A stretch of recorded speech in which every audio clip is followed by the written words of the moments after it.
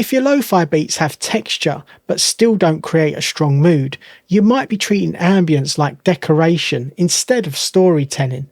The best producers don't just add rain, tape hiss or vinyl crackle, they use them to shape the emotion. Today you'll discover how to choose and layer textures that build an atmosphere your listeners can truly feel. You're listening to the Lo-Fi Music Academy podcast, your go-to space for all things lo-fi. Sit back, relax, and let's dive into the world of lo-fi music production. Hi, and welcome to the Lo-Fi Music Academy podcast. I'm Spencer J, your guide through the chilled out, atmospheric world of lo-fi beats. In the last episode, we explored why texture gives your lo-fi beats personality. We talked about how subtle details like vinyl crackle, cassette hiss, room ambience, and environmental sounds can transfer a technically clean track into something that feels warm, nostalgic, and alive. But today we're taking that idea one step further, because adding texture is easy. Adding the right texture is where the artistry begins. One of the biggest mistakes producers make is collecting hundreds of texture samples and just throwing them into every project, hoping they'll instantly create a lo-fi vibe. Sometimes it works, more often it just creates noise. The best textures don't simply sit behind the music. Today you'll learn how to choose textures with intention, layer them naturally, and build immersive lo-fi atmospheres that enhance your music instead of distracting from it. Because great texture isn't decoration, it's storytelling. Okay, let's get into it. Before you search for a vinyl crackle or a rain recording, ask yourself one simple question.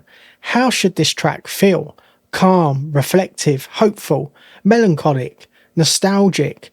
The emotion should always come first. Once you know the feeling you're trying to create, choosing textures becomes a much easier process. A rainy ambience might suit a quiet reflective piano piece. A cafe ambience might complement a relaxed jazz-inspired groove. A cassette hiss might reinforce the feeling of an old recording that's been discovered years later down the line. The texture isn't the goal, the emotion is. Texture simply helps communicate it. When you start with feeling instead of effects, your choices become much more intentional. One reason professional lo-fi productions feel immersive is because their textures are layered carefully. Notice the word carefully, not heavily. One subtle layer of vinyl crackle, a quiet room tone, and maybe a distant environmental ambience. Each contributes something different. Together they create depth. But if every texture competes for attention, the illusion completely disappears. Instead of feeling immersed, the listener becomes distracted. Think about a painting. A beautiful painting isn't made by covering every inch of the canvas with colour. It's created by knowing where to add detail and where to leave space. Texture works exactly the same way. Small, thoughtful layers almost always outperform large, obvious ones. One of the easiest ways to judge your textures is to ask yourself, what happens if I mute this? If removing the texture makes the music feel slightly emptier, but not obviously different, you're probably in a good place. If muting it completely changes the mix, it may be too loud. Texture should rarely become the star of the track. Its role is to support the performance, to gently reinforce the atmosphere. Imagine lighting in a film. Good lighting shapes the mood without demanding attention.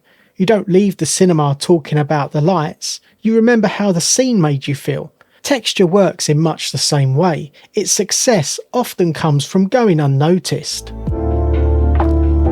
One thing that separates memorable lo-fi producers from everyone else is consistency.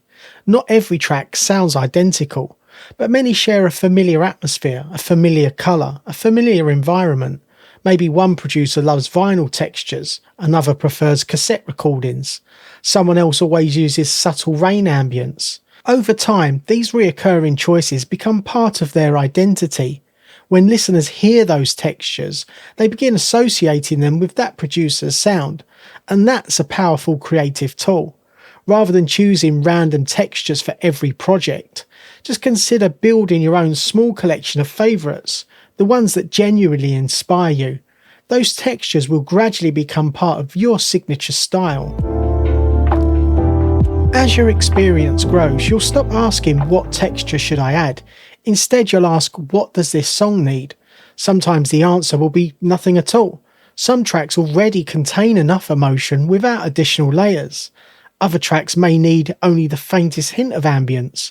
And occasionally, a carefully chosen environmental recording becomes the detail that brings everything together.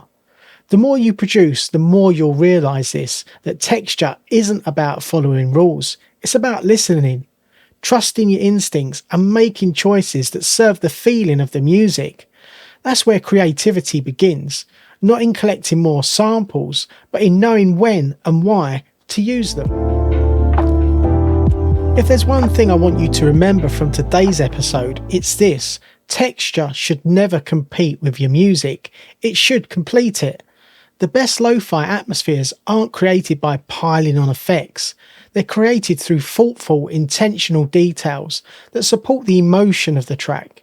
So the next time you're reaching for a vinyl crackle or a rain recording, don't ask yourself, will this make my beat sound more lo-fi? Instead, ask, what story does this help tell? Because every texture carries an emotional message.